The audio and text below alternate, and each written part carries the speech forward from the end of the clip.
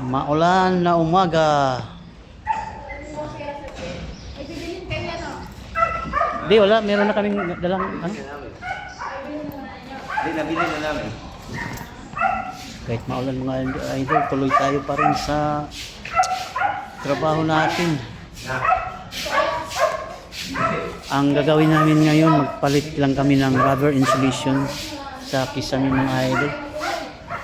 Kasi yun talagang problema. Pag sa kisame talaga, dapat mga kapal yung ilalagay na insulation. Nasira na yung kisame nila, nabutas na dahil tumutulo. Manipis kasi yung insulation na nilagay nila. Yun lang gagawin namin ngayong araw, magpalit ng rubber insulation. Tig isang piraso lang. Ayan mga idol, nasira yung kisame dahil sa piping yan. Sinilip namin.